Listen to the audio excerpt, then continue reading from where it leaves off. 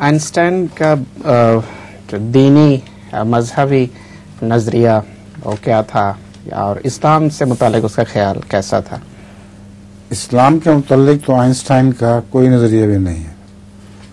जहाँ तक मैंने उसकी किताबों का मुतालिया किया है, एक बात उसकी बहरहाल पुख्ता है, उसने जो कायनात पर गौर किया तो इसमें सिमेट्री पाई, हर चीज़ मुतवाज़न है और कोई चीज़ भी केओटिक नहीं है। तो उससे उसने ये नज़रिया निकाला था कि मैं ये मानने पर मजबूर हो गया हूँ कि इस आलम का एक खुदा है। इससे ज़्यादा उसको इस्लाम की कोई वाक़फियत नहीं थी। तालिब इल्मों का है, तारीख़ के उस्ताद ने सवाल पूछा है कि तालिब इल्म से, उसका उन्होंने नाम बताया कलीम।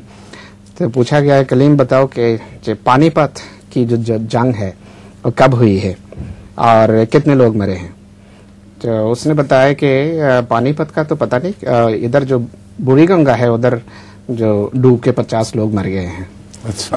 तो उसने सोचा कि पानीपत से मुराद उधर पानी में कई लोग डूब के मरे हैं। इस निस्बत से जवाब दिया। और फिर दूसरे से पूछा कि शरीफ, उसका नाम जिक्र किया कि सोमनाथ की जो मंदिर है वो किसने तोड़ा है? तो उसने बताया कि खुदा की कसम मैंने नहीं तोड़ा।